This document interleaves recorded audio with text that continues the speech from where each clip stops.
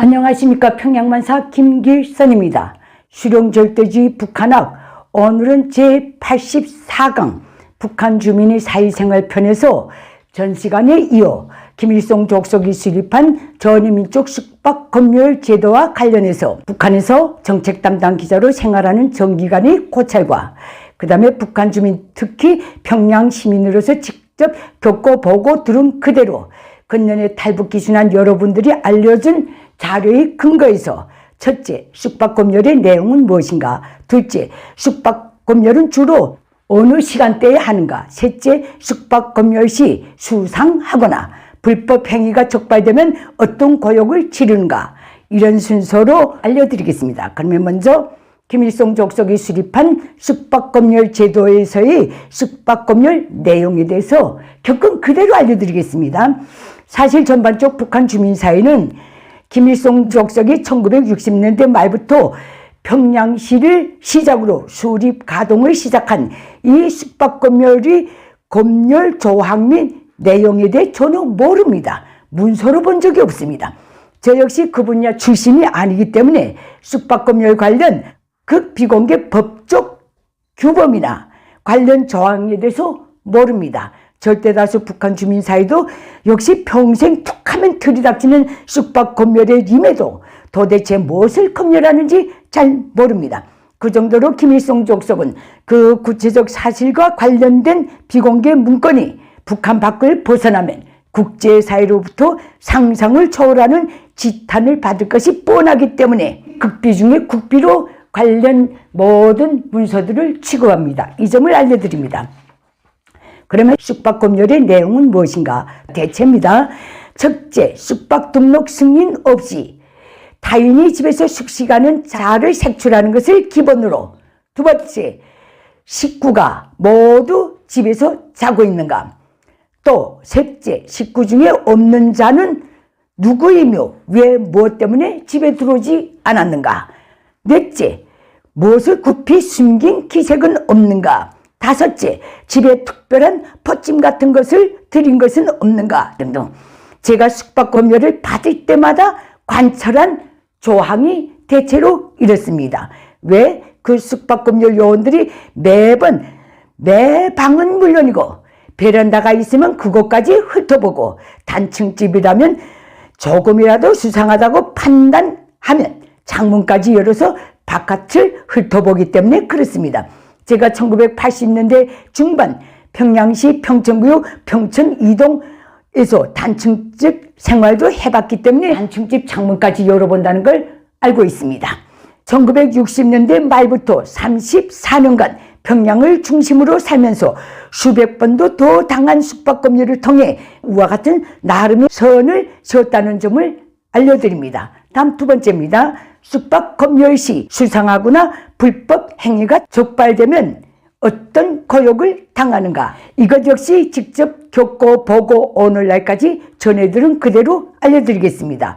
우선 숙박검열 성문 구성부터 알려드리겠습니다. 숙박검열은 안전부 전문 요원이 거주지 인민반장을 대동하고 실시합니다. 인민반장을 대동하는 이유는 인민반장만이 담당 인민반 매 집의 가족 구성원 및 직업, 생활 형편, 생활 습성 등을 손바닥 보듯이 알고 있기 때문에 그렇습니다. 다음 숙박검열은 몇 시에 진행되는가를 알려드리겠습니다. 숙박검열은 주로 밤 11시 이후부터 새벽 1시 사이에 진행됩니다. 그 이유는 이 시간에는 평양은 물론이고 북한 전역에 밖을 나돌아다니는 사람이 거의 없고 다 집에 들어가 있기 때문에 그렇습니다. 지방은 더 말할 것도 없고 평양까지도 저녁 10시 이후에는 밖에 사람이 거의 없습니다. 물론 기차 역전 같은 곳은 언제 들어올지 모르는 열차를 한량 없이 기다려야 하기 때문에 그런 곳에만 사람들이 있습니다. 소위 외국인을 상대로 하는 호텔 내 식당을 제외한 북한의 모든 구경식당, 장마당 음식 매점 역시 저녁 8시 이후에는 아예 운영을 하지 않습니다. 김일성 족속이 소위 인민의 문화생활을 위해 세워놨다는 그 어떤 문화시설도 저녁 6시를 기점으로 모조리 퇴근합니다. 그리고 그 시간에는 전체 북한 주민이 지기고와 남녀노소에 관계하지 않고 낮에 너무 시달렸기 때문에 다 골아떨어지는 시간대입니다.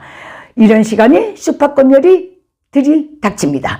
그러면 숙박검열은 어떻게 하는가? 이 문제입니다. 우선 가족 구성원의 공민증 및 출생증을 제공받아서 일일이 대조 확인을 합니다. 만약 정전 상태에서 숙박검열을 하게 된다면 항시 비상으로 들고 다니는 전지를 매 사람의 얼굴과 증명서를 대조하면서 꼼꼼히 확인합니다. 그 시간까지 자지 않고 있는 자가 있으면 뭐라고 있었는가까지 물어봅니다. 그리고 집 구석구석을 꼼꼼히 둘러봅니다.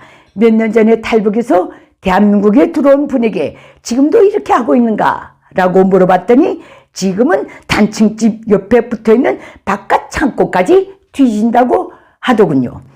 이게 북한이 숙박검열 내용들입니다. 그러면 숙박검열 시 수상하거나 불법 행위가 적발되면 어떤 고역을 치르는가? 이 문제입니다. 먼저 수상하게 보이면 어떻게 되는가?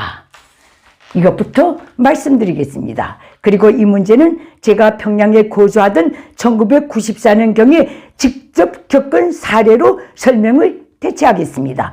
당시 저희 가족은 평양시 중구역 대동문동에 거주하고 있었는데 저희 앞집에 조선노동당 출판사 논설부 논설원 가족이 살고 있었습니다. 그날도 숙박검열이 들이닥친 날도 저희 집 숙박검열을 하고 그 집에 들어간 검열요원들이 한동안 나오질 않더군요. 그러다가 새벽에 숙박검열이 끝나서 다 돌아간 다음에 그 논설원이 술 한 병을 들고 저희 집을 찾아왔는데 길길이 뛰면서 쏟아낸 말이 압권이었습니다. 틀니를 빼고 자다가 정전 상태에서 숙박검열이 들이닥치니 그걸 미처 찾아서 끼지 못하고 마주섰는데 그 안전원이 공민증 사진을 대조해보고 본인이 맞는가를 먼저 물어보고 그리고 그분 아내를 향해서 정말 당신 남편이 맞는가 거듭 물어보고 또 그분 자식들을 향해서도 역시 정말 너희 아버지가 맞는가 몇 번이고 물어보면서 닭달질을 했답니다. 사실 저는 그때까지 그분이 틀니를 끼고 사는 줄 전혀 몰랐었습니다. 그분도 종합대학을 졸업한 선배였는데 술을 몇 잔 마시더니 동틀역까지 저희 부부와 마주 앉아서 세상에 이런 나라가 어디에 있는가고 울분을 토했던 광경이 저는 지금도 눈에 선합니다. 이런 일을 당한다는 것 이렇게 알려드립니다. 그러면 타지에서 와서 숙박 등록을 하지 않은 채 숙식하다가 걸리면 어떻게 되는가? 이 문제입니다. 이건 상상을 초월합니다. 즉시 관할지역 분주소 혹은 안전부로 이송돼서 엄격한 신원 확인 절차를 거쳐야 하고 숙박 등록을 하지 않은 이유에 대해 꼼꼼한 신문을 받아야 합니다. 북한의 모든 통신선은 굉장히 불량해서 완만하게 작동하기 때문에 이걸 한번 받자면 다음날 종호까지 잡혀 있어야 합니다. 그 과정을 다 겪은 다음에야 풀려 나오는데 그래서 한 번이라도 이런 변을 당한 사람은 차라리 밖에서 사는 것이 더 편하다면서 이래 바득바득하면서 떠나갑니다. 저 이런 광경을 여러 번 봤습니다. 이것이 숙박검열과 관련한 북한의 인권 유린 실태입니다. 어떻게 들으셨습니까? 오늘은 여기서 마치고 다음 시간에는 북한에서의 장애인들의 처지에 대해서 먼저 알려드리고 이어서 수령절대지 북한학, 북한 주민의 문화생활편으로 넘어가도록 하겠습니다. 감사합니다.